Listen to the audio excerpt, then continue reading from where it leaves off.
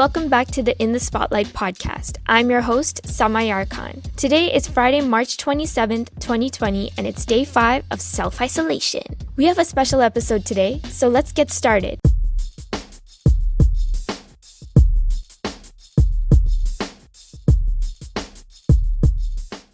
Let's get into the news for today.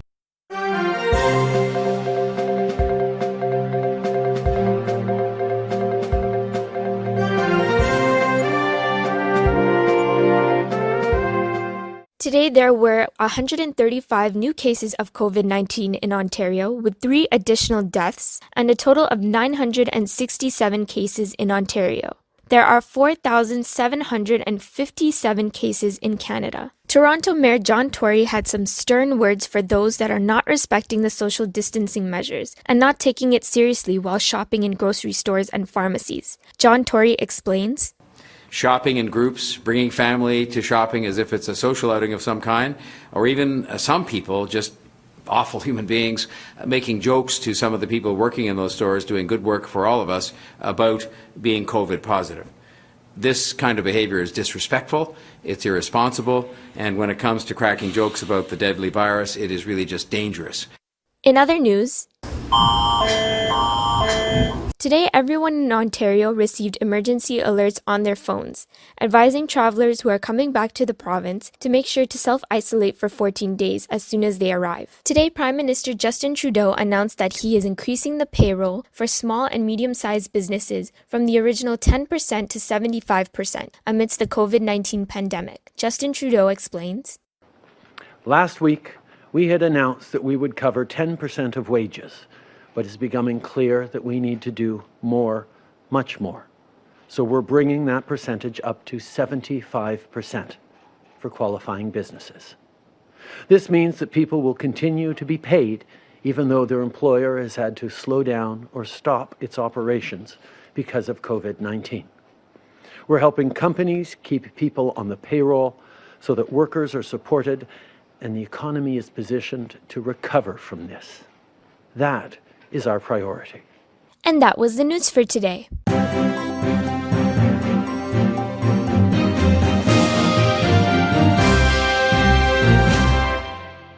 So today I didn't have any online classes, so let's talk about the highlight of my day. Today I decided to call up one of my friends from college and we talked for a while about a bunch of stuff. So I decided to call her and interview her about the COVID-19 pandemic. I interviewed my friend Rashana Newell and I asked her what her reactions were when she first heard about the pandemic, what school closures were like, and what it was like at her workplace after the pandemic was announced. And lastly, what it was like grocery shopping after the news of the pandemic broke out. Here's the interview. Enjoy. Okay, so how did you feel after schools were closed during this pandemic?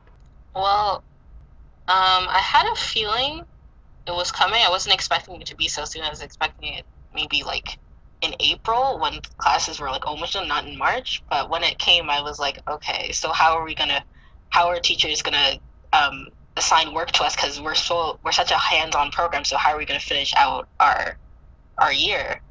So amidst all this pandemic and the self-isolation and the quarantine, what protocols has your school gone through to give you like online classes? Like how are your online classes going with this whole entire situation right now? So we've had to revamp like a lot of our assignments. Like we had an ENG that was a joint ENG with another class, and we had to like cancel it, and we had to do like one class is doing a discussion board or whatever work that we had for our ENG, we can submit that. And then another class is we're finishing in September, doing a 2-day workshop in September to finish out the year. Okay, so how has this affected you in like your daily life, your work life, your school life? So when it was declared a pandemic, I work at 2 jobs, and one of my stores during like the second, I think it was the week after the 13th, we closed our stores. We closed all stores that we have. And then my second job, we were still open, even though we were a non-essential store, but we were still open. And then they closed the week after like my first job did. So I was I remember the day, the 13th, that it was actually a customer came in and she's like, people are going crazy out there. They're buying up everything. There's nothing left. And I'm like, what's going on? I'm like, I just left. I left my house in the morning and it was quiet outside, but I'm like, okay, it's like really early in the morning, so I'm used to that. But like mid-afternoon, people were buying up toilet paper. People were buying up like pasta and flour, like all like goods that they could like make like dinner out of or something. Like they were just buying it all. Lysol was gone. Hand sanitizer was gone. And I was like, oh, I still have to. I'm like, I usually go grocery shopping with my mom, so I'm like, is there going to be anything left when I finish? And she's like, you need to go grocery shopping today because there's not going to be anything left. Everyone's going crazy out there. And I thought nothing of it, but after I finished work and we actually got to the store, it was insane. There was people like cleaning out shelves. People had 2 carts. There was lines. There was a bunch of lines in the store that usually isn't busy, but it was busy. And we were gonna go to Walmart first, but someone told me that there's nothing left in Walmart, so we better find a different store. So I was like, okay, well, let's go to the store by my house. We'll go here. So we ended up at Freshco, and that store isn't usually busy, but it was insane. People were just buying everything. Wow, did you experience any of the crowds while grocery shopping? Because I know there was a lot of crowds of people that were just trying to panic buy. Did you experience that at all?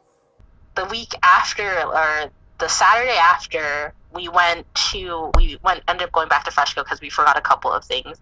And there was a line out of Shoppers, and I was like, why are people lining up? So I was like, you know what? I don't know what's going on. I'm like, I'm pretty sure. I was like, oh, we actually need toilet paper. So I was like, okay. I'm like, I know toilet paper's on sale at Shoppers. And I didn't realize that people were lining up for that toilet paper. As soon as the doors open at Shoppers, people were running with carts. And I got knocked out of the way for someone trying to like reach for toilet paper. And I was like, this is insane. And I couldn't believe that it was happening. And that concludes today's podcast. A special thanks to Roshana for being an awesome guest and sharing her experiences. This has been In the Spotlight. I'm Samayar Khan, and I'm signing off.